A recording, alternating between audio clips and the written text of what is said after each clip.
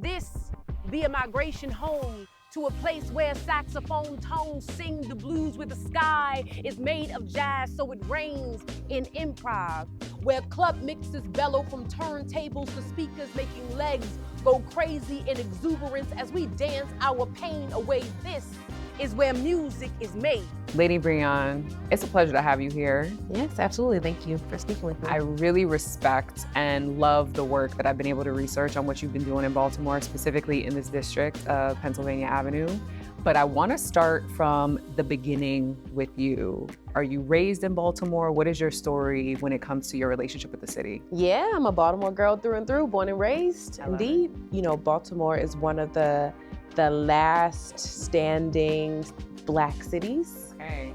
There's been a lot of change. All change isn't bad. But again, you know, I'm hopeful that we can keep this resilient, Black, beautiful spirit that is Baltimore still alive as we, you know, make changes for the better in this city. Absolutely. And you've got your hands in the thick of it, which I respect so much. Like being the executive director of the Pennsylvania Avenue Black Arts and Entertainment District.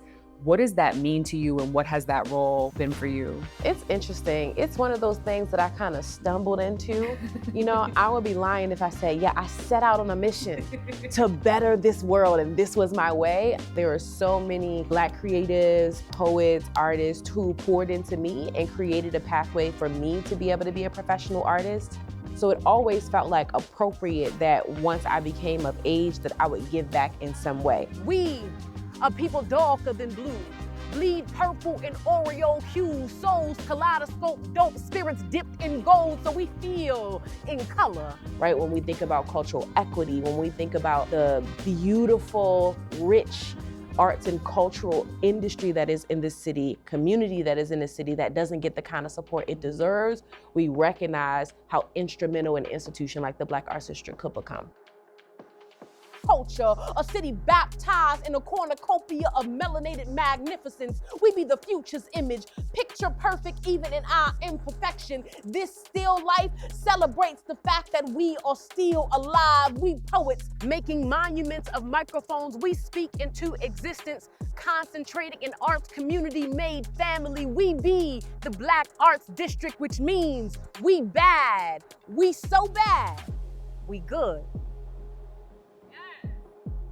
James Hamlin and the Avenue Bakery are two time capsules on Pennsylvania Avenue.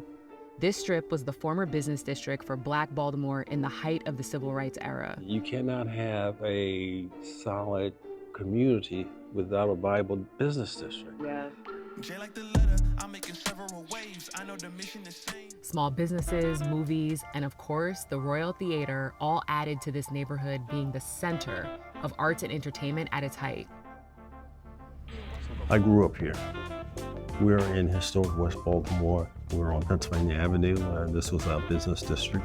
After I retired from my corporate world, came back to the community, realized that the necessary things that we had as youth, young people don't have today.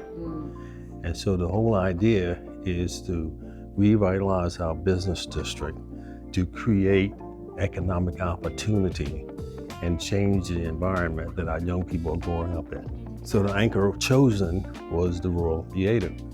So the idea is to rebuild the Royal Theater around our history and our legacy, which is arts and entertainment. We abandoned Pennsylvania Avenue in historic West Baltimore in 1968 when King was killed. Really? And it was riots in the cities across the country. What's your personal connection to the idea of making the Avenue Bakery and the food that you produce here?